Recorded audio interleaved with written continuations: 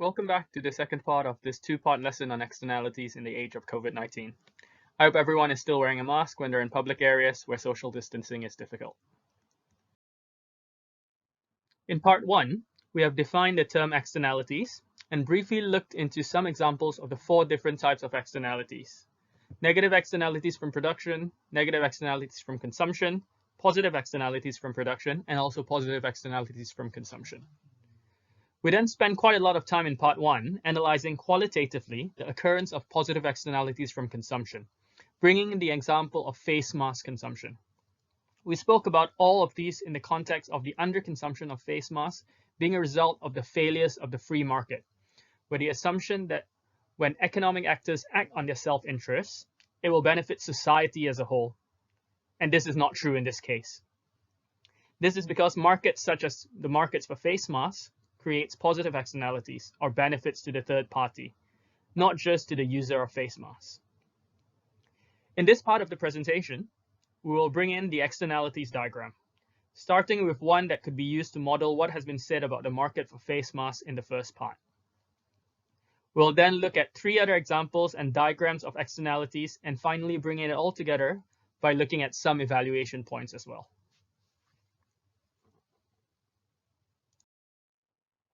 Let's start off this part by recapping and summarizing the various terms needed.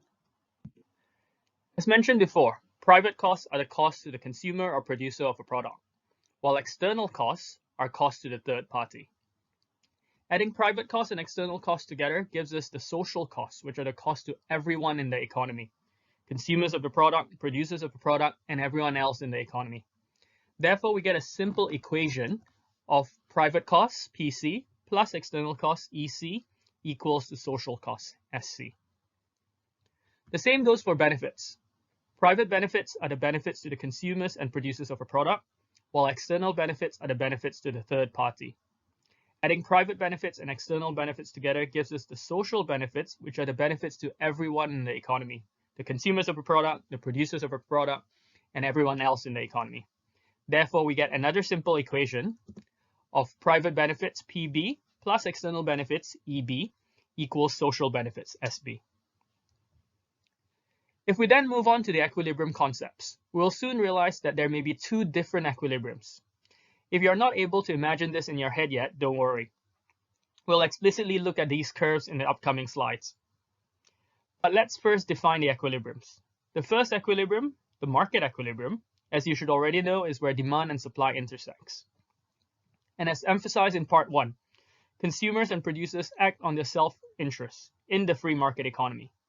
Therefore, when consumers and producers demand and supply whatever goods or service, they only think about their own private costs and benefits. So what this means is that the market equilibrium will be achieved at the point where private costs equals private benefits. However, in our model, which takes into consideration externalities, we know that the private costs and private benefits might not be all there is in an economic transaction. There are also external costs and benefits, which means that there might be a different point, which is the point where social benefits intersects with social costs, which may not be the same as the market level. And this is the socially optimum equilibrium. Looking back at the structure of analysis that we developed in part 1, with regards to the positive externalities from the consumption of face masks, what we can do now is to associate the terms in the previous slide to the examples in the face mask industry, and then come up with the curves for our diagram. So what we want to do is to show that the market is failing, and that the market level of face masks in the economy is lower than the socially optimum level. This is because consumers only think about the private costs and private benefits, such as the difficulty in breathing, individual freedom, which is the private costs, and the decreased chances of being infected by COVID-19, which is the private benefits.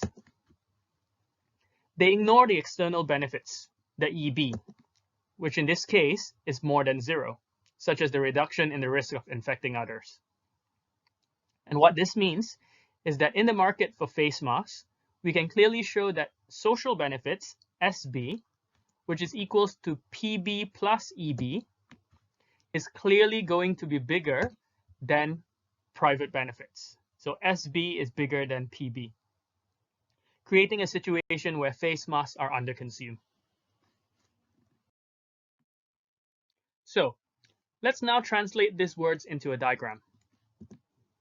What we want to do now is to draw a curve that represents private costs, private benefits, external benefits, social benefits, and also to show that social benefits is bigger than private benefits. But let's start with the most basic thing, labeling the diagram. Remember, this is still a concept in microeconomics, where we are looking at a specific product, in this case, face masks. Therefore, the y-axis should be price, and the x-axis should be quantity. So firstly, think about the private cost curve as the supply curve. As you'll learn later in your economics course, the supply curve is actually the marginal cost curve. So how does the supply curve look like? Yeah, it is an upward sloping curve. So the supply curve is basically what we call the marginal private cost curve, MPC. Remember, economic analysis is usually done at the margin. The concept of marginal is not that important here, but the important thing is to remember that this curve is the private cost curve. Do ask your tutor for further explanation on this if you're interested to explore the marginal analysis further. Okay, one down. A few more curves to go. The next curve we should draw is the private benefit curve. If you remember your chapter on demand, the demand curve is actually the marginal utility curve. Isn't utility satisfaction? And isn't satisfaction a benefit? So you got it. Our private benefit curve is the demand curve, a downward sloping curve. And we will call this MPB, or marginal private benefits. But as we mentioned before, we're constantly saying that wearing a face mask will not only benefit yourself, but also the people around you. Therefore, in other words, there is an external benefit. We don't actually have to draw an external benefit curve because the social benefits, SB, is made up of private benefits and external benefits. And so we can draw another curve which represents social benefits, which is higher than the private benefits. Remember, if we want to illustrate higher demand, in this case higher benefits, we draw a new curve to the right of the original curve. And we will call this curve the MSB curve, the marginal social benefits. The area between MPB and MSB is actually the marginal external benefits, or MEB. Some of you may have realized that I drew the MSB curve as a pivot, not parallel to the MPB curve, and may be wondering why. The reason is because if more people wear masks, for example, the benefits to the entire society will be even larger. Therefore, the marginal external benefit grows as output increases. Okay, some of you might also realize that we are missing social costs. Don't worry, this is actually intentional. In fact, the creators of this externalities model also left it out intentionally. We're assuming here that there are no external costs. In other words, wearing a mask will have no negative effects on others. Therefore, we can assume that external costs, or EC, is zero. And if EC is zero, social costs will be private costs plus zero. And therefore, social costs will actually be the same as private costs. So we can add this to our diagram, that MPC equals MSC. You may want to criticize this assumption later, but let's keep it as an evaluation point, which we will discuss at the end of this presentation. Phew, this is quite a long explanation, isn't it? Don't forget, you can pause and restart this video at any time, so this may be a good time to take a breather. Go get some fresh air or something, but don't forget, please wear a mask if you're around others. Okay, moving on. We still have the equilibriums to deal with. So if we go back to 2 slides before, we have two equilibriums to deal with. I think you could probably see the two different intersection points here anyway. The first is actually the same equilibrium as you have dealt with when you were looking at how the market works, the market equilibrium.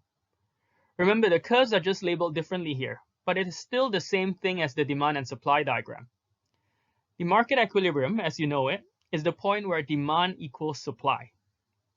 In our analysis here, we've called demand MPB, and we've called supply MPC. So the intersection point of MPB and MPC, as identified by the blue circle here, is actually the market equilibrium.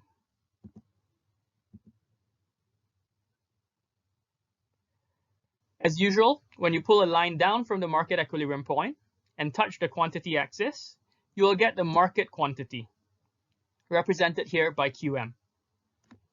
Going back to the market equilibrium point, we can also pull a line to the left until we reach the price axis, and when we reach the price axis, we will get the market price. So what we've found so far is actually no different from what you already know from the chapter on how the market works. However, if you remember what I stated in part 1, the context we are looking at when we're looking at the problem of externality is to argue that the market fails. This means that when we're trying to prove here is that the market equilibrium point, the EM you see at the moment, and the corresponding market price and market quantity is not the most efficient point, and it does not lead to an efficient allocation of scarce resources. So we'll need to show this on the diagram.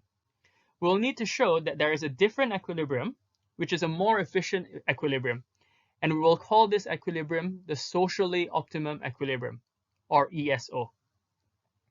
So where is this ESO? It is actually the other intersection point that you can see on this diagram, the intersection between MSC and MSB, shown now as the blue point, as the second blue point actually. So this is the most efficient point for the entire society according to our analysis. As usual, we can pull a line down from the point, and this time we will get the socially optimum quantity, represented here by QSO. And then we can go back to the ESO point, we pull it to the left, and we will get the socially optimum price, or PSO. So from all the points identified, we can now conclude that the socially optimum price is actually higher than the market price. This means that the market is underpricing this product.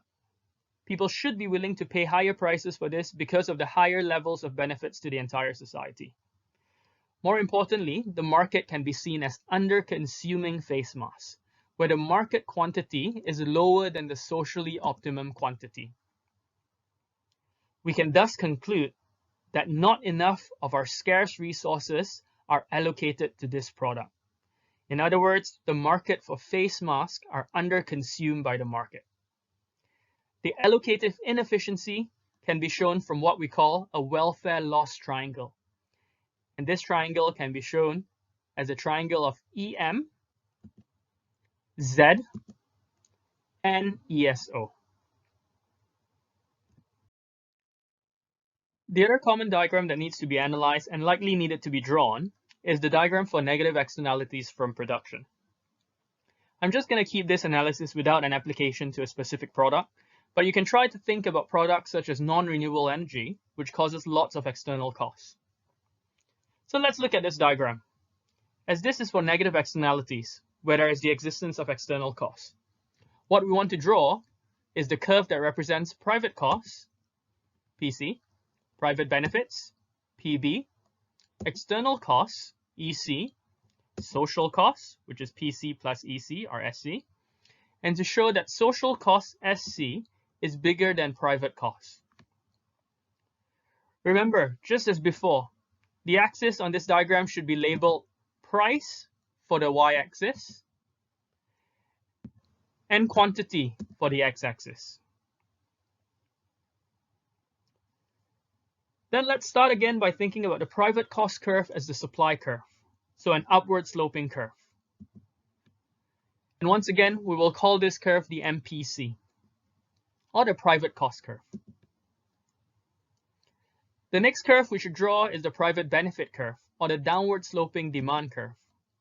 We will call this MPB, marginal private benefits. Since we are now talking about negative externalities from production, this means that there is an external cost.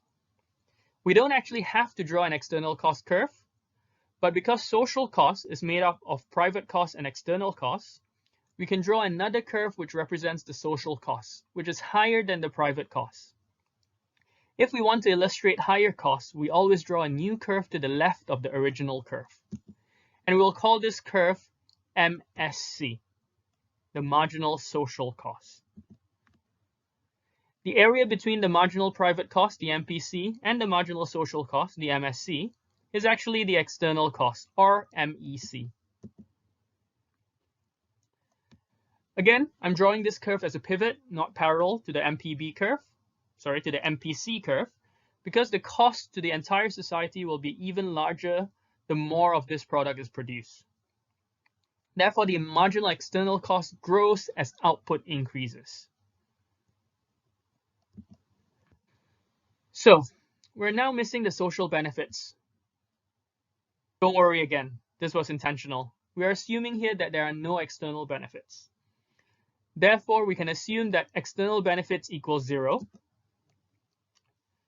Social benefits will be private benefits plus 0, and therefore social benefits will be the same as private benefits.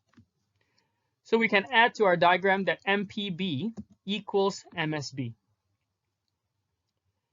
We do still have the equilibriums to deal with. Market equilibrium, as you know, is a point where demand equals supply. In our analysis here, we've called demand MPB, and we've called supply MPC. So the intersection of MPB and MPC, as identified by the first blue circle, is actually the market equilibrium, EM. When you pull a line down from the market equilibrium point and touch the quantity axis, you will get the market quantity, represented here by QM. Going back to the market equilibrium point, we can also pull a line to the left until we've reached the price axis, and we'll get the market price, PM. Then we will need to show that there is a different equilibrium which is more efficient, and we will call this equilibrium the socially optimum equilibrium, or ESO. You can see here through the second blue circle. So this is the most efficient point for the entire society according to our analysis. As usual, we can pull a line down and we get QSO. And going back to the equilibrium point, we can pull a line to the left and we get the PSO, or the socially optimum price. So from all the points identified, we can now conclude that the socially optimum price is actually higher than the market price. This means that the market is underpricing this product.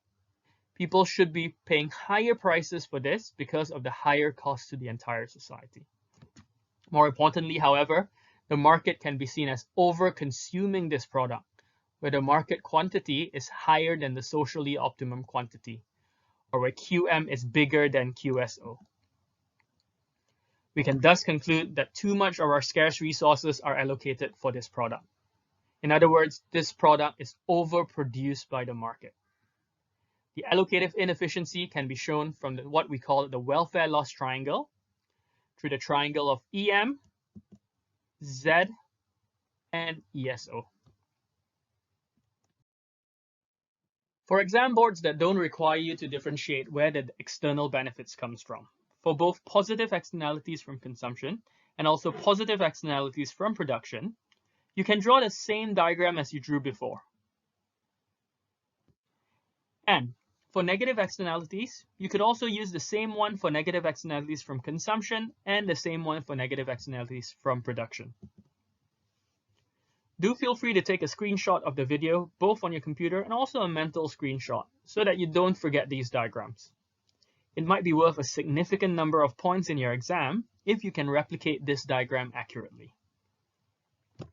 However, for those whose exam boards require you to differentiate where the externalities come from, whether it's coming from production or consumption, and whether it's for positive or negative externalities, don't fret. The diagrams are not that much different. We'll quickly explore this in the next 2 slides. If you don't have to differentiate production and consumption externalities, just ignore the diagrams that we will introduce in the next 2 slides, but you might want to listen up to the examples so that you can apply it to the diagrams shown here. Okay, so if you do have to differentiate the positive externalities from consumption and production, what you have to remember is that consumption relates to the downward sloping curve, and production relates to the upward sloping curve. So let's pay close attention to the diagram here, which is from the diagram from positive externalities from consumption. But look carefully. To show positive externalities from production instead of consumption, instead of drawing a second downward sloping curve for MSB, we'll need to draw a second upward sloping curve for MSC to the right of the MPC curve. So let's see the changes on the diagram. We will take away the second downward sloping curve and replace it with a second upward sloping curve, but this time to the right of the MPC. And we will call this the MSC curve. The market equilibrium, as usual, is the intersection between MPC and MPB, the first blue point here, labeled EM, and the socially optimum point being the second blue point, labeled ESO, where MSB intersects with MSC. What's important to see here is that the market quantity pulled from the market equilibrium at QM is lower than the socially optimum quantity pulled from the socially optimum equilibrium at QSO. So by showing that QM is less than QSO, we can once again prove that there is not enough resources allocated to this. But in this case, focusing on the fact that it is being underproduced, with a welfare loss triangle of ESO, Z, EM. Just to recap an example I brought forward in part 1, an application of this concept can be seen in a situation when the production of one product in a certain industry may also have benefits for other industries. For instance, when spending on defense technology also helps with creating early warning systems that could help avert disasters that would cause significant human loss. As before, do pause here and take a screenshot of the diagram for ease of reference in the future. For negative externalities from consumption, I'm going to take a different approach to explain it. Some of you might find that this is an easier way of looking at it. So let's start with the positive externalities from consumption diagram from before. Remember this? Okay, so now, since we're talking about negative externalities from consumption, instead of the positive externalities from consumption, what we could do is we could just reverse the MSB and MPB labels. Because what we're trying to say here is that consumers should be consuming less. There should be less demand. That's why the socially optimum demand should be lower than the market demand. MSB should be lower than the MPB in this case. This means that the equilibriums switch places as well. And with the switch in the equilibrium places, you also have a switch in the quantity. So what we can do now is we can prove that the market is over-consuming, as QM is bigger than QSO. Once again, due to the negative externalities, too much of our scarce resources are being used for this product, creating a welfare loss of EM, Z, ESO, the triangle that you see here. The example of this, if we go back to part 1, would be the situation with plastic and marine life. Remember the picture of that poor turtle who was eating plastic? Yeah, this one. This is an external cost of all of us consuming plastic. Poor marine animals. They didn't do anything, and yet they were affected by our actions.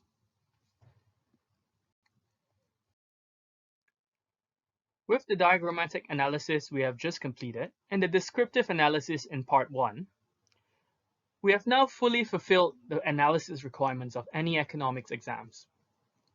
The final assessment objective to be fulfilled is evaluation. This, I would say, is one of the most difficult objectives to get your head around, but it is not impossible. Just think of evaluation as criticizing what has been mentioned before.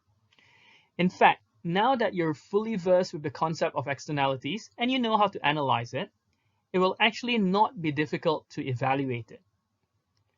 Please note that the evaluations that I'm offering here is not an exhaustive list. You will probably be able to get more evaluation points from the extracts and examples that you will be asked to read, but what I am going to do here is just to provide a few general evaluation points for the concept of externalities. For example, remember when we were doing the diagram on the positive externalities of masks, and we assumed that there were no external costs of these masks. What if this assumption was not true? What if there are external costs of wearing face masks? In fact, in the early days of the coronavirus pandemic, the UK government was worried that if individuals who are not ill wear face masks, this may take away the supply of medical-grade masks from the healthcare facilities. This could be an example of an external cost of you wearing a face mask. From a diagrammatic point of view, this means that MPC is no longer equal to MSC. Why, you ask? This is because we are saying that the assumption that we made about the non-existence of external costs is no longer true. There is indeed an external cost. And since we have an external cost, we have to draw another upward sloping curve to show this. And this we will call the MSC curve, which is higher than the MPC curve, to show that MSC is larger than MPC. The difference between these two curves, as you may have guessed it, this is the MEC. So what does this mean to the equilibriums? The market equilibrium stays the same, as the intersection of MPB and MPC is still the same. The change is in the socially optimum equilibrium. The ESO point now should be the higher point. And look what happened to our socially optimum quantity. It is no longer above the market quantity. It's actually the same as the market quantity at this time. What this means is that the market is actually using the scarce resources efficiently, consuming the correct amount of face masks in the economy. So what we're saying here is that our analysis of market failure in the face mask industry is actually not true. Okay, so which of our analysis is true then? Is there failure in the face mask industry, or is there no failure in the face mask industry? Was our first diagram correct, or the diagram that you see here correct? You've given 2 points of views here. You've given the point of view that there is a market failure, and then you criticize it by saying, no, there is no market failure. But if the question asks you to come up with a conclusion, and this is where you can finally make a conclusion in a long essay question. And this is where you actually say whether you agree with the existence of market failure or you do not agree with the existence of market failure, although you've given both points of views. So an example of a conclusion, which I believe in, is that, in my opinion, and in fact, in the opinion of many medical professionals around the world, there is indeed an underconsumption of face masks, and people should be wearing face masks more often in public areas where social distancing is difficult. But maybe we should be leaving the medical grade masks for those that are the most vulnerable and for those in medical facilities. A face covering may therefore suffice at this time, as long as the mouth and nose is covered. The same line of evaluation could be taken if we're analyzing negative externalities. Let's say when analyzing the negative externalities of plastic. We've clarified in previous slides that plastic pollutes and affects the environment negatively. I use marine animals as examples, such as turtles, to show that they are the third party who is affected by this. But are there third parties who may benefit from our consumption of plastic? In fact, in this current pandemic, the usage of plastic has actually gone up. And this may be because of the external benefits of plastic in reducing the transmission of the virus. For example, when hanging out at a friend's garden, I now bring my own plastic cup so that my host will not have to wash the cups, and we can just safely dispose the cups, reducing the risk of transmission. I will not draw the diagram here, but you can think about the drawing of a negative externality diagram, but now separating MPB and MSB. I will also offer two additional general evaluations for externalities that you could use in various externality analysis.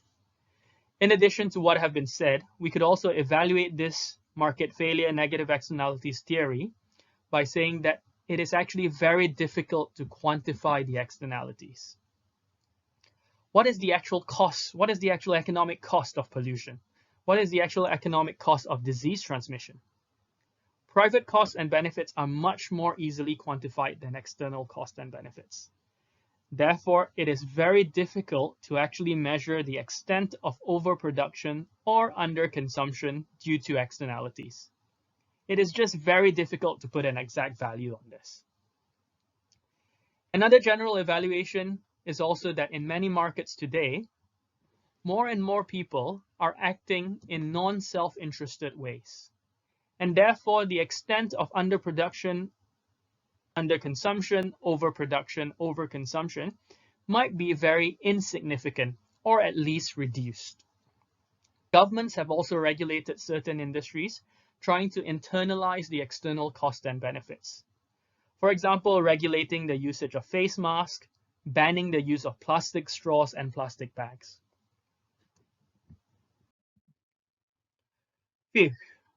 This was quite a lot to take in, wasn't it? We've now come to the end of this two-part presentation. I did intend to cover a few more examples, but I didn't want to overwhelm you. There are a few articles that I read to help me structure this presentation, but I didn't really get to talk about it too much. If you're interested, I would recommend that you read some of them. The links are also in the description below. The last one on the list is actually from the Journal of Medical Virology. So for those who are more interested in public health policies, do check it out.